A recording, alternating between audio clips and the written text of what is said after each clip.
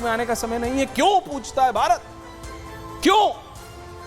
और फिर कांग्रेस पार्टी, जिसके एक नहीं, हिमाचल प्रदेश के मुख्यमंत्री सिद्धरामैया जी, कर्नाटक के मुख्यमंत्री, तेलंगाना रेवंत रेड्डी, ये 3 कांग्रेस के मुख्यमंत्री नहीं आए। और फिर कांग्रेस बोलती है कि आप संविधान करते हैं। आप तो संविधान का उल्लंघन कर रहे हैं पूरी तरह। आप तो कॉन्स्टिट्यूशनल अथॉरिटी, कॉन्स्टिट्यूशनल बॉडी पर आपका भरोसा नहीं है। नीति आयोग की बैठक क्या नरेंद्र मोदी की कोई पर्सनल टीम है? नीति आयोग की बैठक क्या कोई कॉफी टीम के लिए, क्या कोई मतलब कॉफी पार्टी है, कोई टी पार्टी है, कोई हाई टी की पार्टी है, कोई 7 कोर्स मील है? और मैं अगर आपको बताऊं दर्शकों, मेरे पास वो डिटेल्स भी हैं कि तमिलनाडु के मुख्यमंत्री, हिमाचल प्रदेश के मुख्यमंत्री, पंजाब के मुख्यमंत्री, केरला के, कर्नाटक के, तेलंगाना के, झारखंड के शादियों के लिए पर्सनल रिलेशंस, पर्सनल शादियों के लिए दिल्ली आए हैं। पिछले 60 से 90 दिनों में आए हैं। एक बार नहीं, कई बार आए हैं, कई बार। लेकिन नीति आयोग की बैठक में नहीं, क्योंकि उनके लिए क्या आपकी जरूरतें महत्व नहीं रखती? बिल्कुल पर्सनल रिलेशन होने चाहिए। अगर किसी की रिश्तेदारी में, किसी की जानकारी में शादी है, आप आ रहे हैं, बहुत अच्छी बात है, आपके पास पूरा अधिकार है, जैसे मेरे पास है, आपके पास है। आप मुख्यमंत्री हैं, क्या नीति आयोग की बैठक में आपको नहीं आना चाहिए? पूछता हूं मैं, और पूछता है भारत। क्या आपकी जरूरतें इन मुख्यमंत्रियों के लिए जरूरी नहीं है? होनी चाहिए, लेकिन है कि नहीं, वो आपको सोचना है। क्योंकि शादियों में आ सकते हैं ये मुख्यमंत्री, नीति आयोग की बैठक में नहीं। प्रधानमंत्री से अलग से मिलने आ सकते हैं हेमंत सोरेन जी, लेकिन नीति आयोग की बैठक में नहीं। और ममता दीदी की बात कर लें अब जरा। ममता दीदी आई क्योंकि उन्हें पता है कि पश्चिम बंगाल को कितनी जरूरत है। बॉर्डर स्टेट है, महत्वपूर्ण स्टेट है केंद्र की, उनका अपना इशू है। She is a very astute politician. उनको हल्के में नहीं लीजिएगा। सत्ता में बैठे नेता भी ममता दीदी को हल्के में बिल्कुल नहीं लेते।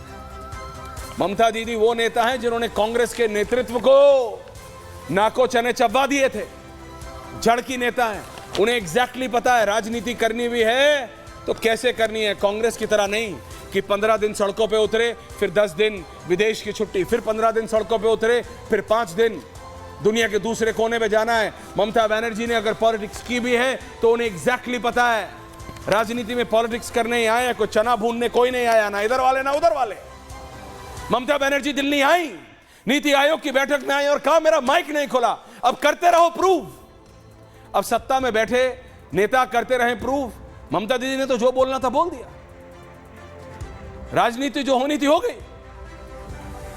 आप मेरी बात समझिए, मैं क्या कह रहा हूं।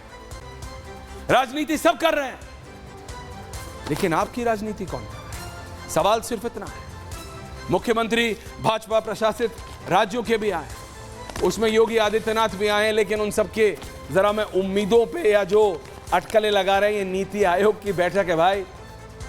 ये बीजेपी की बैठक अब शाम को शुरू होगी और उसमें भी सभी प्रदेश के मुख्यमंत्री होंगे।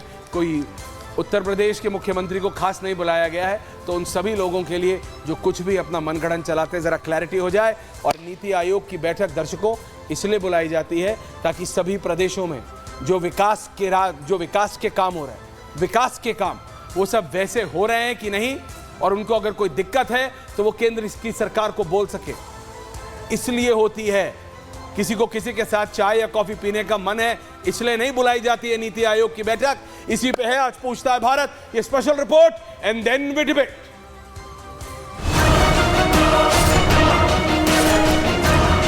मोदी 3.0 के गठन के साथ पीएम विकसित भारत के संकल्प को पूरा करने में जुट गए हैं। वहीं नतीजों के 53 दिन बाद भी विपक्ष उसी मोड में है।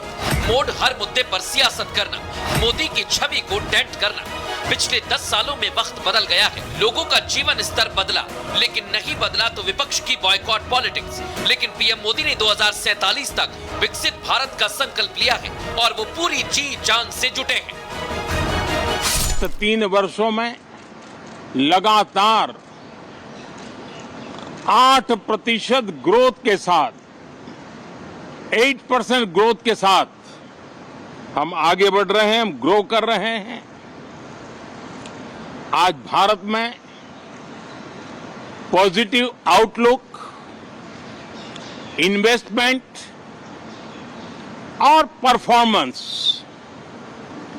एक प्रकार से अपॉर्चुनिटीज की पीक पर है। विपक्ष ने चुनाव से पहले बड़े बड़े दावे किए थे, लेकिन चुनाव खत्म होते ही उसकी विकास की राजनीति की नियति बदल गई और अब विपक्ष में हम बड़े तो हम बड़े की सियासत तेज हो गई।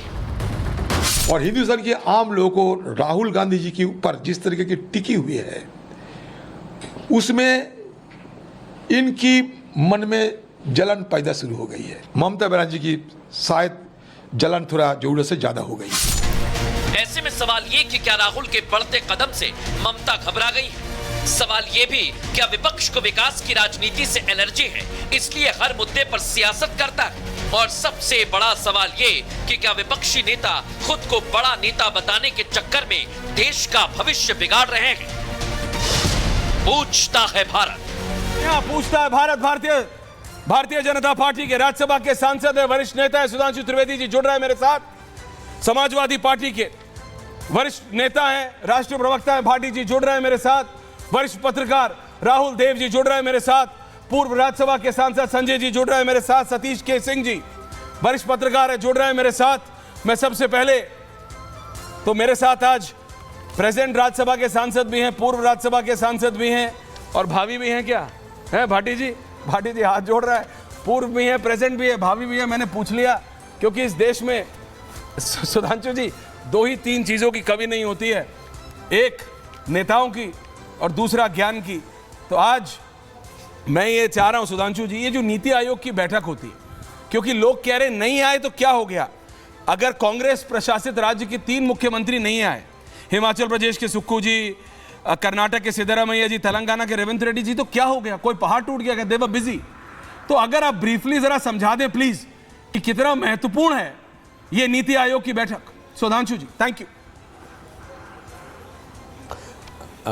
वैसे तो मैं कहूँगा उसको अन्यथा न लिया जाए कि नीति आयोग जैसे विषय पर बहस करने के लिए आपने भाटी जी को सही बुलाया है, अन्यथा इनके ज़्यादातर प्रवक्ता तो फिर वो किस लेवल पे जाके बहस करते हैं वो एक अलग चीज़ हो जाती है।